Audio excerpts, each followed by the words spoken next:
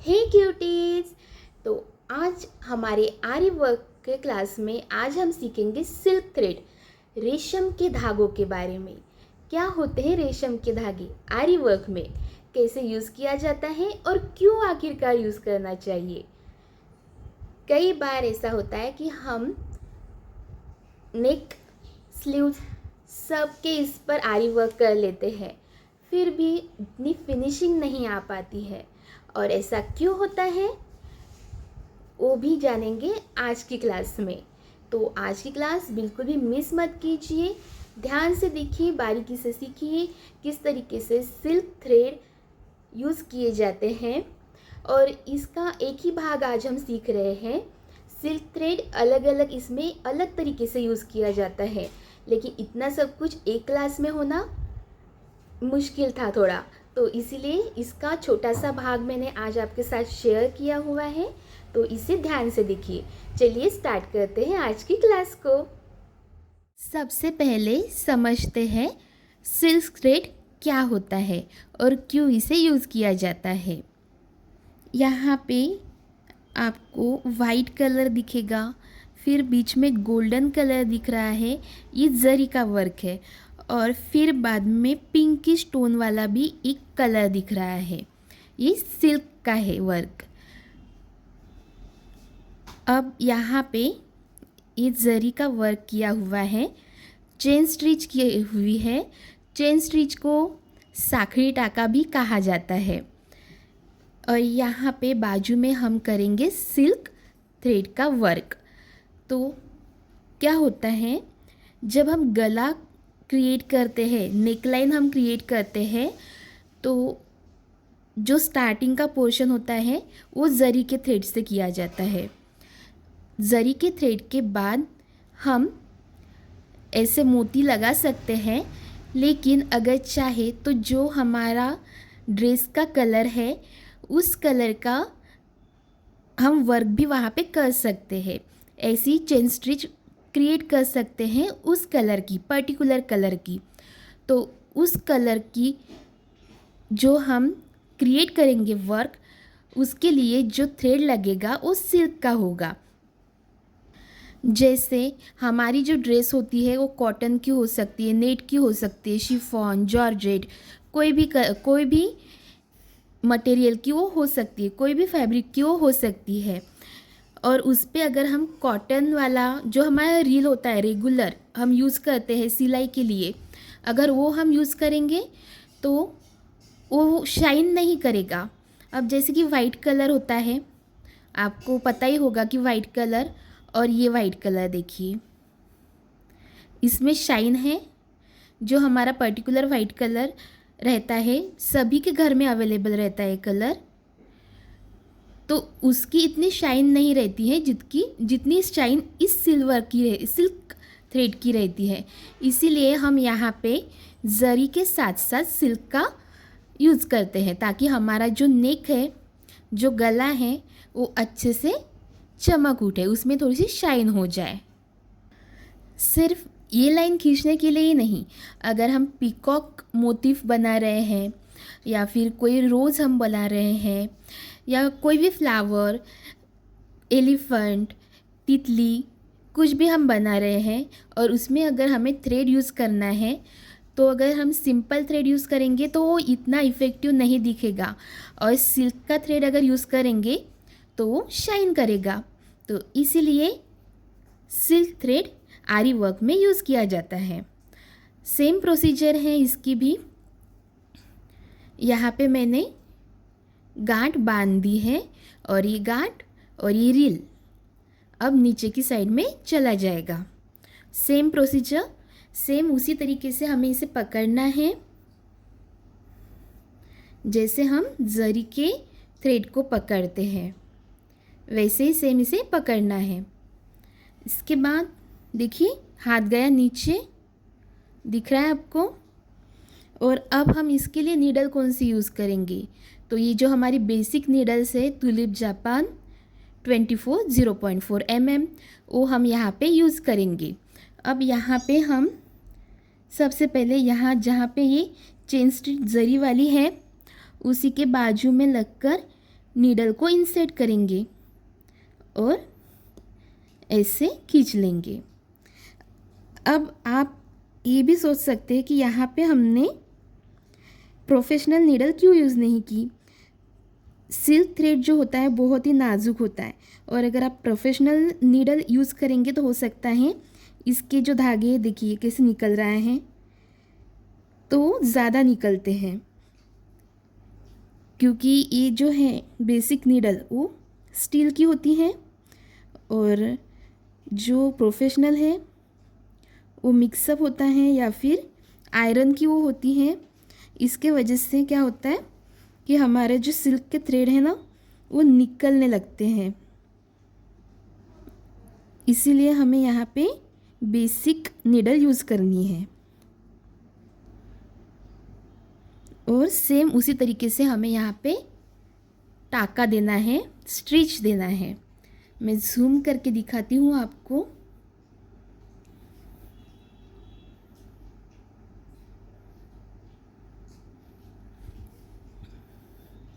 देखिए same way है, थोड़ा जूम करके देखते हैं ताकि आपको अच्छे से समझ में आ सके। फिर से देखिए यहाँ पे नीडल को इंसर्ट करना है और ऊपर की ओर खींच लेना है।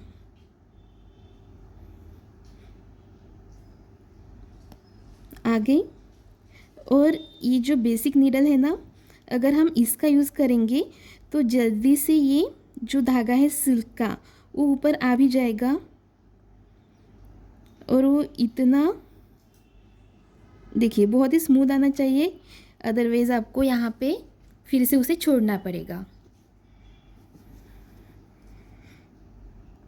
और ऐसे हमें प्रोसीजर करती रहनी है।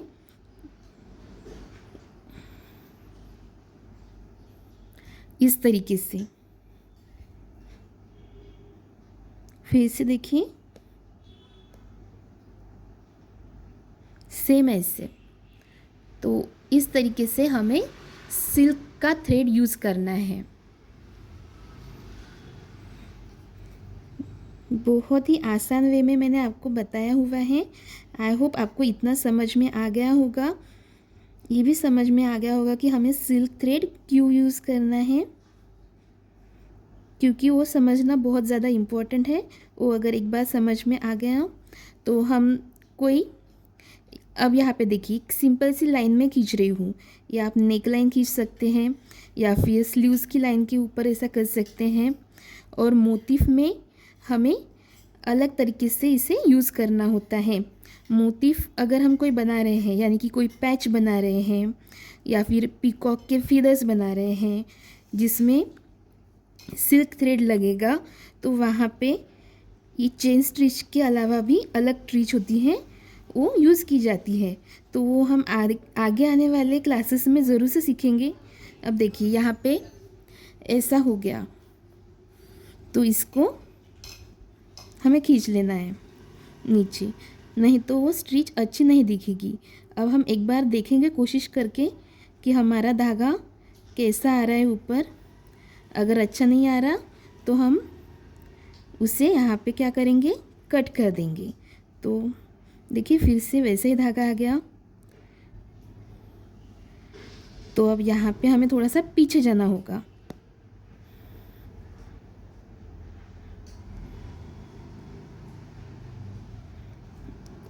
यहाँ पे आगे। अब लास्ट मोमेंट में मैंने आपको दिखाया था कि किस तरीके से हम पीछे आकर हमने पूरा छोड़ दिया था, लेकिन यहाँ पे मैं आज दिखाऊंगी आपको कि हम थोड़ा सा पीछे आकर गार्ड देकर आगे कैसे बढ़ सकते हैं। तो यहाँ पे इतना हो गया। अब हमें यहाँ देनी है गार्ड।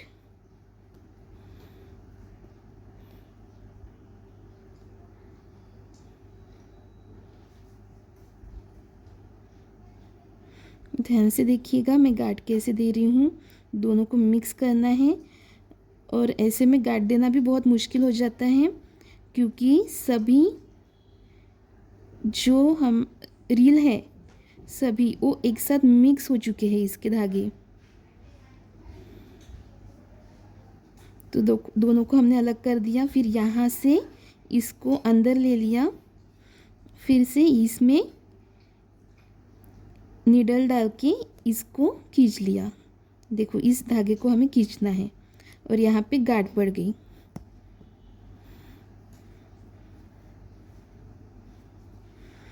और देखिए यहाँ पे गांठ पड़ गई।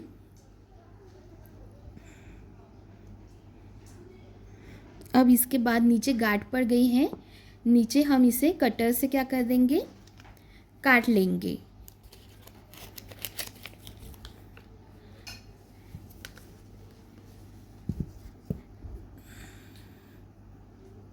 देखिए यहाँ पे कैसा रील हो चुका है। ये यहाँ प्लेन है लेकिन यहाँ पे अच्छा नहीं है, जमा हो चुका है। तो यहाँ से हम कट कर लेंगे और फिर से अब इसे सीधा कर लेंगे।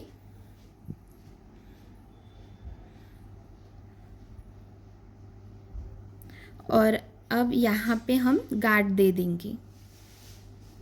देखिए मैं किस तरीके से गांठ दे रही हूँ। हो सकता है थोड़ा ब्लर दिखाई दिया होगा आपको।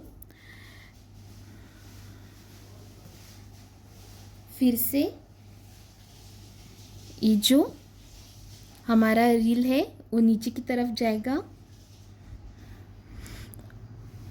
और अब यहाँ पे हमें ऐसा कर लेना है। और यहाँ से देखिए, अब यहाँ से नीडल से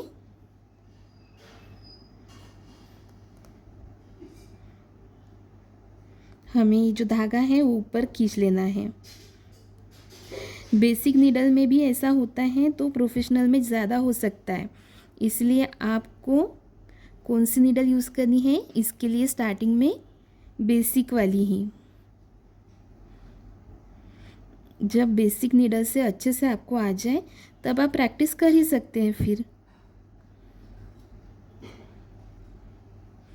अब देखिए ये नहीं आ रहा, फिर से नीचे कर लीजिए और ये जो रील दिख रहा है आपको थोड़ा, उसे हम कट कर लेंगे।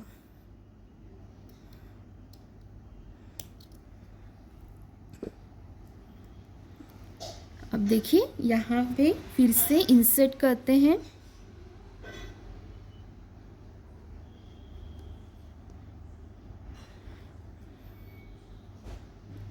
और इसके ऊपर ऐसे ओढ़ लेंगे। आ गया? नहीं आया। ये धागा फिर से ऐसा हो चुका है तो हमें इसे फिर से कट करना होगा। और जो ठीक लग रहा है, देखिए ये वाला ठीक लग रहा है तो यहाँ पे हम गांठ दे देंगे। गांठ भी मैंने आपको सिखाई हुई है किस तरह से देनी है। सिल्क थ्रेड है, थोड़ा वक्त लगेगा लेकिन ये आ जाता है। यहाँ पे इंसर्ट कर ली, ऊपर खींच ली। अब देखिए धागा अच्छे से आ गया हमारा। फिर सेम थोड़े से ही अंतराल में हमको, ज़्यादा दूर नहीं, बिल्कुल थोड़े से ही अंतराल में हमको फिर से ये थ्रेड निकालना है।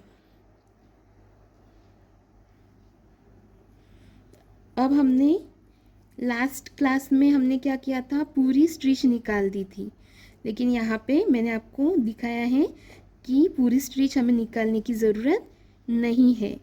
कम स्टिच निकाल के भी हम वहाँ पे गांठ दे के फिर से आगे बढ़ सकते हैं।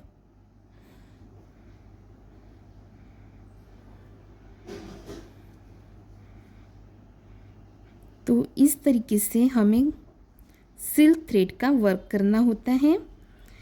ये चेन हमने सीखी आज सिल्क थ्रेड की,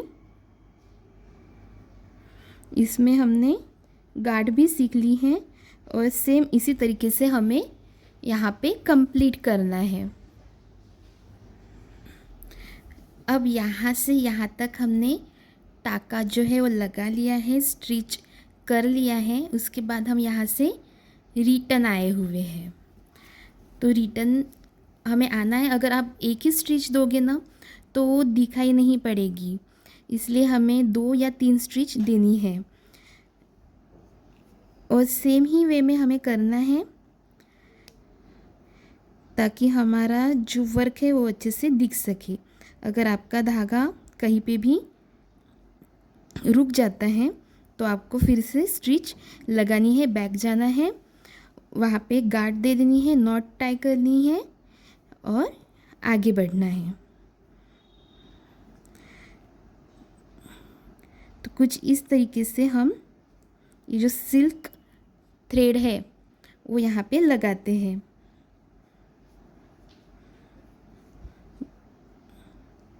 देखिए कितनी बारीकी से लग चुका है।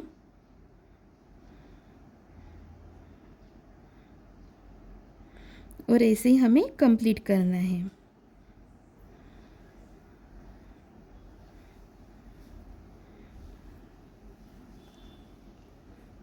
मैं आपको जूम करके बता रही हूँ। और जब यही आप पूरा कंप्लीट हो जाने के बाद देखेंगे तो वो बहुत शाइनिंग में भी दिखेगा। ऐसी शाइन हमारे जो कॉटन थ्रेड होते हैं उससे नहीं आती हैं, इसलिए हमें यहाँ पे सिल्क थ्रेड यूज़ करना है, रेशम का धागा यूज़ करना है।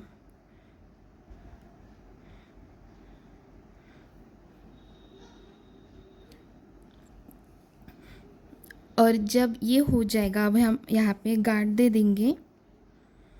ये हमें पूरा कंप्लीट करना है, लेकिन मैं आपको समझाने के लिए देखिए यहाँ पे मैं गार्ड दे दूँगी। गार्ड हो गई।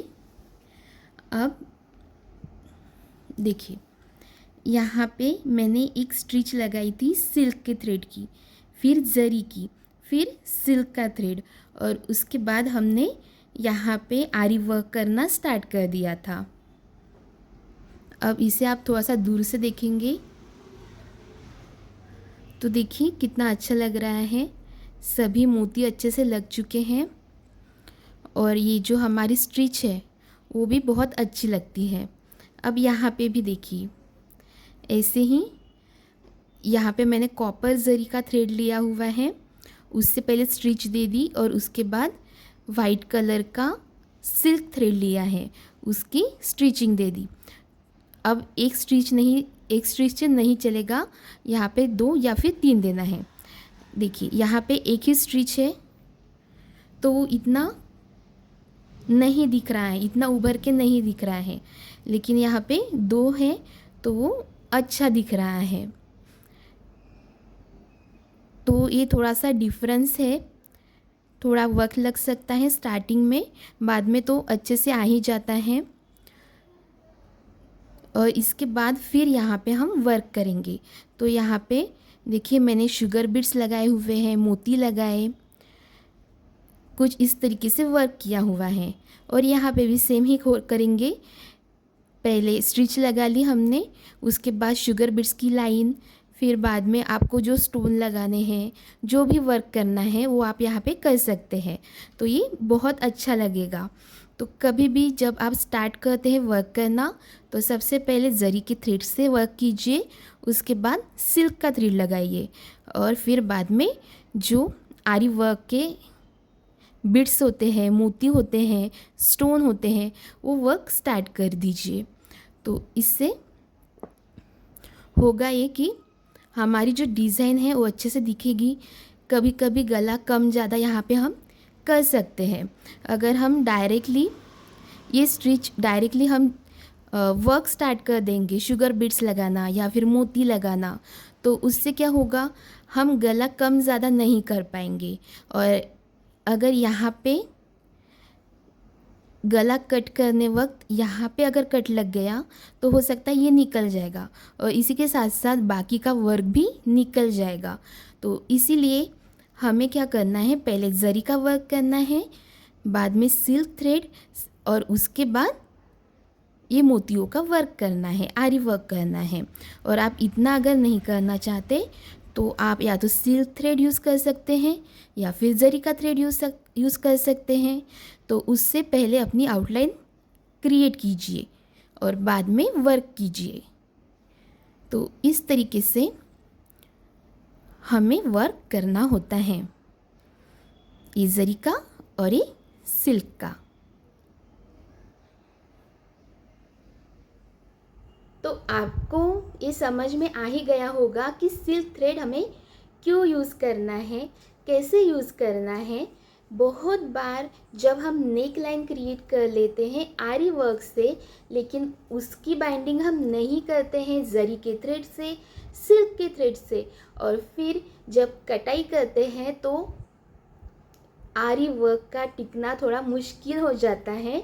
हो सकता है आरी वर्क में आपका कट लग जाए और एक कट के वजह से पूरी जो वर्क है वो सब कुछ निकल जाए। तो ऐसा ना हो, इसीलिए हमें सावधानी से कट करना होता है। और अगर हम जरी के थ्रेड, सिल्क के थ्रेड यूज़ करेंगे तो ये रिस्क कम हो जाता है।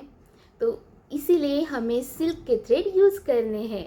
तो आज की क्लास में आपने ये अच्छे से समझ लिया होगा, ऐसी मैं आशा करती हूँ। और ऐसी ही अलग अलग टिप्स एंड ट्रिक्स सीखने के लिए, आरी वर्क के लिए हमारे साथ जुड़े रहिए, ताकि आप भी एक दिन खुद के लिए बहुत ही प्यारा सा आरी वर्क कर सकते हैं ड्रेस के ऊपर, ब्लाउज़ के ऊपर, या फिर किसी भी तरीके के साड़ी के ऊपर भी। तो आज के लिए इतना ही। आरी वर्क सीखते रहिए और आरी वर्क को समझते रहिए। हम मिलते हैं जल्दी, तब तक के लिए राधे राधे।